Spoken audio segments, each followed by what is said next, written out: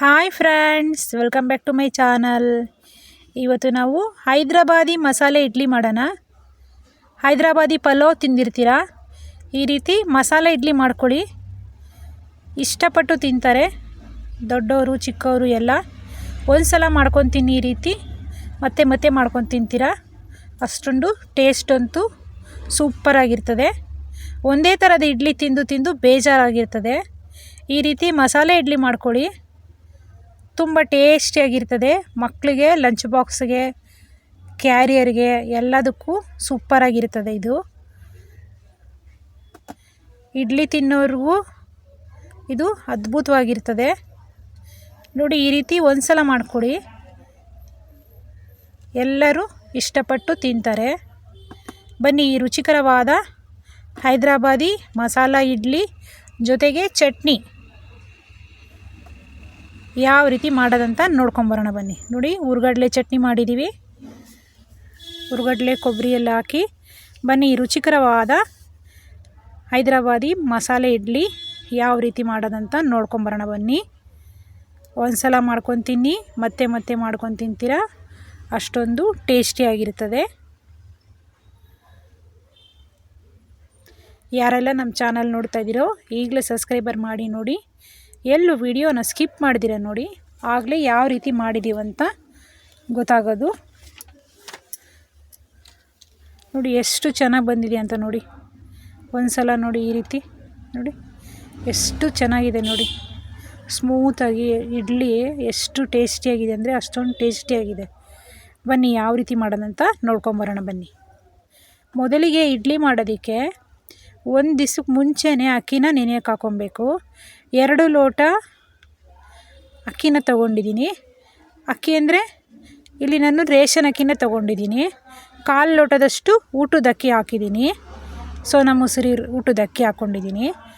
1/4 ಲೋಟದಷ್ಟು ಅವಲಕ್ಕಿ, 1 ಸ್ಪೂನು ಮೆಂತ್ಯ, ಅರ್ಧ ಲೋಟದಷ್ಟು ಉದ್ದಿನಕಾಳನ್ನು ಹಾಕಿ 4 ಅವರಷ್ಟು ನೆನೆಸ್ಕೊಂಡಿದ್ದೀನಿ. 4 ಅವರ್ ಆದಮೇಲೆ ರುಬ್ಕೊಂಡಿದ್ದೀವಿ. ರುಬ್ಬಿ 9 ಅವರ್ ಆಗಿತ್ತು. 9 ಅವರ್ ಆದಮೇಲೆ ಈ ರೀತಿ ಉದುಕ್ಬಿಟ್ಟು ಬಂದಿರ್ತದೆ. ಅದಾದಮೇಲೆ 9 ಅವರ್ ಆದಮೇಲೆ ಅದಕ್ಕೊಂದು ಸ್ವಲ್ಪ ಚಿಟಿಕೆ ಸೋಡಾ ಹಾಕ್ಕೊಬೇಕು. ಸ್ವಲ್ಪ ರುಚಿಗೆ ತಕ್ಕಷ್ಟು ಉಪ್ಪನ್ನ ಸೇರಿಸ್ಕೊಂಬಿಡಿ. ಉಪ್ಪನ್ನೆಲ್ಲ ಸೇರಿಸ್ಕೊಂಡು ಚೆನ್ನಾಗಿ ಮಿಕ್ಸ್ ಮಾಡ್ಕೊಳ್ಳಿ. ಈಗ ನೋಡಿ, ಇಡ್ಲಿ ಅದಕ್ಕೆ ಈ ರೀತಿ ಬ್ಯಾಟರ್ನ ರೆಡಿ ಮಾಡ್ಕೊಂಡಿದ್ದೀವಿ. ನೋಡಿ, ಕ್ಲೀನಾಗಿ ಎಲ್ಲ ಕಡೆಯೂ ಮಿಕ್ಸ್ ಮಾಡ್ಕೊಳ್ಳಿ, ಆವಾಗ ತುಂಬ ಟೇಸ್ಟಿಯಾಗಿ ಬರೋದು. ನೋಡಿ, ಈ ರೀತಿ ಚೆನ್ನಾಗಿ ಮಿಕ್ಸ್ ಮಾಡ್ಕೊಂಡಿದ್ದೀವಿ. ಈಗ ಒಗ್ಗರಣೆ ಹಾಕೋದಕ್ಕೆ ನಾವು 4 ಈರುಳ್ಳಿನ ಸಣ್ಣದಾಗಿ ಕಟ್ ಮಾಡ್ಕೊಂಡಿದ್ದೀವಿ. ಸಬ್ಬಕ್ಕಿ ಸೊಪ್ಪು, ಕೊತ್ತಂಬರಿ, ಕರಿಬೇವು, ಹಸಿಮೆಣಸಿನ್ಕಾಯಿ, ಶುಂಠಿ ಜಜ್ಕೊಂಡಿದ್ದೀವಿ. ಸ್ವಲ್ಪ ಕೊತ್ತಂಬರಿ, ಕರಿಬೇವು, ಕೊತ್ತಂಬರಿ, ಹಸಿಮೆಣಸಿನ್ಕಾಯಿ, ಸಬ್ಬಕ್ಕಿ ಸೊಪ್ಪನ್ನೆಲ್ಲ ಕಟ್ ಮಾಡ್ಕೊಂಡಿದ್ದೀವಿ ಸಣ್ಣದಾಗಿ. ಒಗ್ಗರಣೆ ಮಾಡೋದಕ್ಕೆ ಒಂದು ಕಡಾಯಿ ಇಟ್ಕೊಳ್ಳಿ. ಕಡಾಯಿಗೆ ಸ್ವಲ್ಪ ಎಣ್ಣೆ ಹಾಕ್ಕೊಳ್ಳಿ. 2 ಟೇಬಲ್ ಸ್ಪೂನಷ್ಟು, ದೊಡ್ಡ ಟೇಬಲ್ ಸ್ಪೂನಷ್ಟು ಎಣ್ಣೆ ಸೇರಿಸ್ಕೊಳ್ಳಿ. ಎಣ್ಣೆ ಸೇರಿಸಾದ್ಮೇಲೆ 1 ಟೇಬಲ್ ಸ್ಪೂನಷ್ಟು ಸಾಸಿವೆ, ಜೀರಿಗೆ ಎರಡನ್ನೂ ಸೇರಿಸ್ಕೊಳ್ಳಿ. ಈಗ ಉದ್ದಿನಬೇಳೆ, ಕಡಲೆಬೇಳೆ 1 ಸ್ಪೂನಷ್ಟು ತೊಗೊಂಡಿದ್ದೀನಿ, ಎರಡೂ. ಈಗ ಅದನ್ನು ಸಹ ಉದ್ದಿನಬೇಳೆ, ಕಡಲೆಬೇಳೆನೂ ಸಹ ಸೇರಿಸ್ಕೊಂಡು ಚಟಪಟ ಅಂತ ಎಲ್ಲವನ್ನೂ ಸಿಡಿಸ್ಕೊಳ್ಳಿ. ಈ ಸಾಸಿವೆ, ಜೀರಿಗೆ, ಉದ್ದಿನಬೇಳೆ, ಕಡಲೆಬೇಳೆ ಎಲ್ಲ ಸ್ವಲ್ಪ ಚೆನ್ನಾಗಿ ಫ್ರೈ ಆಗಬೇಕು ಎಣ್ಣೆಯಲ್ಲೇ. ನೀರೇನು ಹಾಕೋ ಅವಶ್ಯಕತೆ ಇಲ್ಲ. ಚೆನ್ನಾಗಿ ಈ ಉದ್ದಿನಬೇಳೆ, ಕಡಲೆಬೇಳೆ ಎಲ್ಲ ಚೆನ್ನಾಗಿ ರೋಸ್ಟ್ ಥರ ಮಾಡ್ಕೊಳ್ಳಿ. ಸ್ವಲ್ಪ ಕಲರ್ ಚೇಂಜ್ ಆಗೋವರೆಗೂ 2 ನಿಮಿಷ ಕಾಲ. ನೋಡಿ, ಇವಾಗ ಕಲ್ಲರು ಚೇಂಜ್ ಆಗ್ತಾ ಬಂದಿದೆ ನೋಡಿ, ಈ ರೀತಿಯಾಗಿ. ನೋಡಿ, ಇವಾಗ ಚೆನ್ನಾಗಿ ಕಲ್ಲರು ಚೇಂಜ್ ಆಗ್ತಾ ಇದೆ. ಈಗ ಸಾಸಿವೆ, ಜೀರಿಗೆ ಎಲ್ಲ ಚಟಪಟ ಅಂತ ಸಿಡ್ದಾಗಿದೆ. ಈಗ ಕಟ್ ಮಾಡ್ಕೊಂಡಿರೋಂಥ 4 ಕಡ್ಡಿಯಷ್ಟು ಕರಿಬೇವನ್ನ ಕಟ್ ಮಾಡ್ಕೊಂಡಿದ್ದೀವಿ. 4 ಹಸಿಮೆಣಸಿನ್ಕಾಯಿನ ಚೆನ್ನಾಗಿ ಸಣ್ಣದಾಗಿ ಕಟ್ ಮಾಡ್ಕೊಂಡಿದ್ದೀವಿ. ಅದನ್ನು ಸಹ ಸೇರಿಸ್ಕೊಂಡು ಒಂದು ಸಲ ಈ ರೀತಿ ಮಿಕ್ಸ್ ಮಾಡ್ಕೊಳ್ಳಿ. ಈ ಹಸಿಮೆಣಸಿನ್ಕಾಯಿ, ಕರಿಬೇವೆಲ್ಲ ಚಟಪಟ ಅಂತ ಸಿಡಿಬೇಕು. ನೋಡಿ, ಇವಾಗ ಎಲ್ಲ ಚೆನ್ನಾಗಿ ಫ್ರೈ ಆಗಿದೆ. ಈಗ ನಾವು 1 ಇಂಚು ಶುಂಠಿನ ಜಜ್ಕೊಂಡಿದ್ವಿ ಸಣ್ಣದಾಗಿ, ಅದನ್ನು ಸಹ ಹಾಕ್ಕೊಂಡು ಚೆನ್ನಾಗಿ ಮಿಕ್ಸ್ ಮಾಡ್ಕೊಳ್ಳಿ. ಹಸಿ ಶುಂಠಿನ ತುರ್ಕೊಂಡು ಹಾಕ್ಕೊಬೇಕು ಈ ರೀತಿ. ಈಗ 4 ದೊಡ್ಡ ಸೈಜಿನ ಈರುಳ್ಳಿನ ಸಣ್ಣದಾಗಿ, ಸಾಧ್ಯವಾದಷ್ಟು ಸಣ್ಣದಾಗಿ ಕಟ್ ಮಾಡ್ಕೊಳ್ಳಿ. ನೋಡಿ ಈ ರೀತಿ ಸಣ್ಣದಾಗಿ ಕಟ್ ಮಾಡ್ಕೊಂಡಿರೋವಂಥ 4 ದೊಡ್ಡ ಈರುಳ್ಳಿನ ನಾವಿಲ್ಲಿ ಚೆನ್ನಾಗಿ ಫ್ರೈ ಮಾಡ್ಕೊಬೇಕು ಒಂದು ಸ್ವಲ್ಪ ಹೊತ್ತು. ಈ ರೀತಿ ನೋಡಿ ಈ ರೀತಿಯಾಗಿ ಹಾಕಿ ಚೆನ್ನಾಗಿ ಫ್ರೈ ಮಾಡ್ಕೊಳ್ಳಿ. ಈ ರೀತಿ ಫ್ರೈ ಮಾಡ್ಕೊಂಡ್ಮೇಲೆ ಒಂದು ಸಲ ತಿರುಗಿಸ್ಕೊಡಿ. ಈ ರೀತಿ ಚೆನ್ನಾಗಿ ಈ ರೀತಿ ಸ್ವಲ್ಪ ಚೆನ್ನಾಗಿ ತಿರುಗಿಸ್ಕೊಡಿ. ಈಗ ಸಬ್ಬಕ್ಕಿ ಸೊಪ್ಪನ್ನ 1 ಕಪ್ಪಷ್ಟು ಸಬ್ಬಕ್ಕಿ ಸೊಪ್ಪನ್ನ ಸಣ್ಣದಾಗಿ ಕಟ್ ಮಾಡ್ಕೊಂಡಿದ್ವಿ. ಎಷ್ಟಾದರೂ ಸೇರಿಸ್ಕೊಬೋದು, ಎಷ್ಟು ಹಾಕಿದ್ರೂ ಚೆನ್ನಾಗಿ ಬರ್ತದೆ ಟೇಸ್ಟು. ನಾನಿಲ್ಲಿ 1 ಕಪ್ಪಷ್ಟು ಸೇರಿಸ್ಕೊಂಡಿದ್ದೀನಿ. ಸ್ವಲ್ಪ ಕೊತ್ತಂಬರಿನೂ ಸಹ ಹಾಕ್ಕೊಂಡು ಒಂದು ಸಲ ಚೆನ್ನಾಗಿ ಮಿಕ್ಸ್ ಮಾಡ್ಕೊಳ್ಳಿ. ಈಗ ಒಂದು ಸಲ ಈ ಥರ ಮಿಕ್ಸ್ ಮಾಡ್ಕೊಬೇಕು. ಇವಾಗ ನಾವು ಇಲ್ಲಿ ಒಂದು ಸ್ವಲ್ಪ ಹಿಂಗನ್ನು ತಗೊಂಡು ಇಲ್ಲಿ ಸ್ವಲ್ಪ ನೀರು ಹಾಕಿ ನೆನೆಸ್ಕೊಳೋಣ. ಸ್ವಲ್ಪ ಹಿಂಗನ್ನ ಸ್ವಲ್ಪ ನೀರು ಹಾಕಿ ಸ್ವಲ್ಪ ನೆನೆಸ್ಕೊಂಡ್ರೆ ಹಿಂಗೆಲ್ಲ ಕರೆಕ್ಟಾಗಿ ಕರಗುತ್ತೆ. ಈಗ ನಾವು ಒಂದು ಸ್ವಲ್ಪ ಮಿಕ್ಸ್ ಮಾಡ್ಕೊಳೋಣ. ಇದನ್ನು ಕಟ್ ಮಾಡ್ಕೊಂಡಿರೋಂಥ ಸಬ್ಬಕ್ಕಿ ಎಲ್ಲ ಸೇರಿಸಿದ್ವಲ್ಲ, ಈರುಳ್ಳಿ ಎಲ್ಲ ಚೆನ್ನಾಗಿ ಫ್ರೈ ಆಗಿದೆ. ಈಗ ಎಲ್ಲವನ್ನು ಚೆನ್ನಾಗಿ ಒಂದು ಸಲ ಮಿಕ್ಸ್ ಮಾಡಿಕೊಂಡು ಈ ರೀತಿ ನೀಟಾಗಿ ಮಿಕ್ಸ್ ಮಾಡ್ಕೊಳ್ಳಿ. ನೋಡಿ ಉದ್ದಿನಬೇಳೆ, ಕಡಲೆಬೇಳೆ, ಸಾಸಿವೆ, ಜೀರಿಗೆ, ಹಸಿಮೆಣಸಿನ್ಕಾಯಿ, ಕರಿಬೇವು, ಕೊತ್ತಂಬರಿ, ಸಬ್ಬಕ್ಕಿ ಸೊಪ್ಪು ಎಲ್ಲ ಹಾಕಿ ನಾವಿಲ್ಲಿ ಚೆನ್ನಾಗಿ ಮಿಕ್ಸ್ ಮಾಡ್ಕೊಂಡಿದ್ದೀವಿ.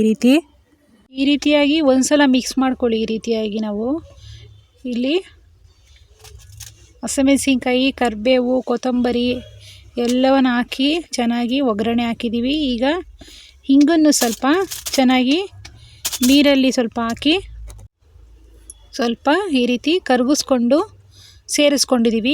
ಆಗ ಹಾಲಿಂಗೆ ಆಗೋದು ಅದು ನೋಡಿ. ಇವಾಗ ಈ ರೀತಿ ಚೆನ್ನಾಗಿ ಹಿಂಗನ್ನು ಸೇರಿಸಾದ್ಮೇಲೆ ರುಚಿಗೆ ತಕ್ಕಷ್ಟು ಉಪ್ಪನ್ನ ಸೇರಿಸ್ಕೊಳ್ಳಿ. ಇಲ್ಲಿ ರುಚಿಗೆ ತಕ್ಕಷ್ಟು ಉಪ್ಪು ಅಂದರೆ ಈರುಳ್ಳಿಗೆ, ಸಬ್ಬಕ್ಕಿ ಸೊಪ್ಪಿಗೆ ಎಷ್ಟು ಬೇಕೋ ಅಷ್ಟು ಮಾತ್ರ ಸೇರಿಸ್ಕೊಳ್ಳಿ. ಆಗಲೇ ಇಡ್ಲಿಗೆ ನಾವು ಸ್ವಲ್ಪ ಸೇರಿಸ್ಕೊಂಡಿದ್ದೀವಿ. ಸ್ವಲ್ಪ ಉಪ್ಪನ್ನೆಲ್ಲ ಸೇರಿಸ್ಕೊಂಡ್ಮೇಲೆ ಈಗ ಒಗ್ಗರಣೆ ಹಾಕಿರೋದು ಬ್ಯಾಟರ್ನಲ್ಲಿ ಸೇರಿಸ್ಕೊಳೋಣ. ಇಡ್ಲಿ ಬ್ಯಾಟರ್ಗೆ ಸೇರಿಸ್ಕೊಳೋಣ. ಇವಾಗ ಒಗ್ಗರಣೆ ಹಾಕ್ಕೊಂಡಿದ್ದೀವಲ್ವ, ಈಗ ಅದು ಬಿಸಿ ಬಿಸಿ ಇದ್ದಾಗಲೇ ಸ್ವಲ್ಪ ಚೆನ್ನಾಗಿ ಇಡ್ಲಿಗೆ ಚೆನ್ನಾಗಿ ಎಲ್ಲ ಕಡೆ ಒಂದು ಹಾಗೆ ಚೆನ್ನಾಗಿ ತಿರುಗಿಸ್ಕೊಡಿ. ಈ ರೀತಿ 4-5 ಸಲ ತಿರುಗಿಸ್ಕೊಡಿ. 4-5 ಸಲ ಈ ರೀತಿ ಚೆನ್ನಾಗಿ ಮಿಕ್ಸ್ ಮಾಡ್ಕೊಳ್ಳಿ. ಇವಾಗ ಎಲ್ಲನೂ ಚೆನ್ನಾಗಿ ಮಿಕ್ಸ್ ಆಗಿದೆ. ಈಗ ಇಡ್ಲಿ ಪಾತ್ರೆಗೆ ಒಂದೊಂದೇ ತಟ್ಟೆಗೆ ಸ್ವಲ್ಪ ಎಣ್ಣೆ ಹಚ್ಕೊಂಡು ಸ್ವಲ್ಪ ಇಡ್ಲಿ ಬ್ಯಾಟರ್ನ ಇದರಲ್ಲಿ ಸೇರಿಸ್ಕೊಳ್ಳಿ. ತುಂಬ ಜಾಸ್ತಿನೂ ಗಟ್ಟಿಯಾಗಿರಬಾರ್ದು, ನೋಡಿಕೊಂಡು ಮೀಡಿಯಮ್ ಆಗಿ ಇರಬೇಕು.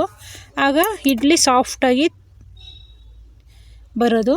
ಈಗ ಎಲ್ಲವನ್ನು ಹಾಕಿದ್ಮೇಲೆ ಇಡ್ಲಿ ಬ್ಯಾಟರ್ ಎಲ್ಲ ತಟ್ಟೆಗೂ ಈ ರೀತಿ ಹಾಕಿದ್ಮೇಲೆ ಎಲ್ಲವನ್ನು ಕ್ಲೋಸ್ ಮಾಡಿಬಿಟ್ಟು ಒಂದು 15 ನಿಮಿಷ ಕಾಲ ಹೈ ಫ್ಲೇಮಲ್ಲಿ ಇಟ್ಕೊಂಡು ಸ್ಟೀಮ್ ಮಾಡೋಣ. ಇವಾಗ ಇದಕ್ಕೊಂದು ರುಚಿಕರವಾದ ಚಟ್ನಿ ರೆಡಿ ಮಾಡೋಣ. ಕೊತ್ತಂಬರಿ, ಕರಿಬೇವು, ಸ್ವಲ್ಪ ಹುಣಸೆಹಣ್ಣು, ಹುರ್ಗಡ್ಲೆ, ಹಸಿಮೆಣಸಿನ್ಕಾಯಿ, ರುಚಿಗೆ ತಕ್ಕಷ್ಟು ಉಪ್ಪು, ಸ್ವಲ್ಪ ತೆಂಗಿನಕಾಯಿ, ಸ್ವಲ್ಪ 2 ಸ್ಪೂನಷ್ಟು ತೆಂಗಿನಕಾಯಿ, ಒಂದು 4 ಬೆಳ್ಳುಳ್ಳಿ, ಇಷ್ಟನ್ನು ಮಿಕ್ಸಿಗೆ ಹಾಕ್ಕೊಂಡು ರುಬ್ಕೊಳ್ಳಿ. ಈಗ ಒಗ್ಗರಣೆ ಹಾಕ್ಕೊಳ್ಳೋಣ. ಚಟ್ನಿಗೆ ಸ್ವಲ್ಪ ಎಣ್ಣೆ ಹಾಕ್ಕೊಂಡು ಒಂದು ಕಡಾಯಿ ಇಟ್ಕೊಂಡು ಎಣ್ಣೆ ಹಾಕ್ಕೊಳ್ಳಿ. ಎಣ್ಣೆ ಸ್ವಲ್ಪ ಕಾದ್ಮೇಲೆ ಸಾಸಿವೆ, ಜೀರಿಗೆ ಹಾಕ್ಕೊಂಡು 2 ಕಡ್ಡಿಯಷ್ಟು ಕರಿಬೇವನ್ನು ಹಾಕ್ಕೊಂಡು ನಾವಿಲ್ಲಿ ಒಗ್ಗರಣೆ ಹಾಕ್ಕೊಳ್ಳೋಣ. ಈ ರೀತಿ ಚಟ್ನಿಗೆ ಒಗ್ಗರಣೆ ಹಾಕ್ಕೊಂಡ್ರೆ ತುಂಬ ಟೇಸ್ಟಿಯಾಗಿ ಬರೋದು ಚಟ್ನಿ. ಈಗ ಇದು ಆರಾದಮೇಲೆ ಇದಕ್ಕೆ ರುಬ್ಬಿರುವಂಥ ಚಟ್ನಿನ ಮಿಕ್ಸ್ ಮಾಡ್ಕೊಳ್ಳೋಣ. ಆಗ ಚಟ್ನಿ ರೆಡಿಯಾಗೋಗುತ್ತೆ.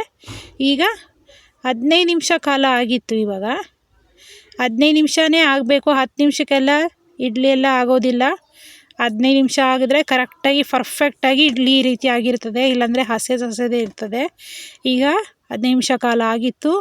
ಈ ರೀತಿ ಇವಾಗ ಸರ್ವಿಂಗ್ ಪ್ಲೇಟ್ಗೆ ಹಾಕೋಣ. ನಾವು ನೋಡಿ ರುಚಿಕರವಾದ ಮಸಾಲೆ ಇಡ್ಲಿ ಜೊತೆಗೆ ಚಟ್ನಿ ಎರಡೂ ಸಹ ರೆಡಿಯಾಗಿದೆ. ಒಲೆ ಮೇಲೆ ನಿಂತಿರುವಾಗ ಪ್ರೀತಿಯಿಂದ ಅಡುಗೆ ಮಾಡಿ, ಸುಮಾರಾಗಿರೋ ಅಡುಗೆನೂ ರುಚಿಯಾಗಿ ಆಗುತ್ತೆ. ನೋಡಿ ಈ ರೀತಿ ಇಷ್ಟಪಟ್ಟು ಅಡುಗೆ ಮಾಡಿಕೊಂಡ್ರೆ ನಾವು ತುಂಬ ಟೇಸ್ಟಿಯಾಗಿ ರುಚಿಯಾಗಿ ಇಡ್ಲಿ ಅಂತೂ ರೆಡಿಯಾಗೋದು. ನೋಡಿ ಇವಾಗ ಇಡ್ಲಿ ಚಟ್ನಿ ಸವಿಯಲು ಸಿದ್ಧವಾಗಿದೆ. ನೋಡಿ ರುಚಿಕರವಾದ ಇಡ್ಲಿ ಸವಿಯಲು ಸಿದ್ಧವಾಗಿದೆ. ಮಸಾಲೆ ಇಡ್ಲಿ, ಹೈದರಾಬಾದಿ ರುಚಿಕರವಾದ ಇಡ್ಲಿ ಸವಿಯಲು ಸಿದ್ಧವಾಗಿದೆ. ನಮ್ಮ ಚಾನಲ್ನ ಸಬ್ಸ್ಕ್ರೈಬ್ ಮಾಡ್ಕೊಳ್ಳಿ. Thank you for watching this video.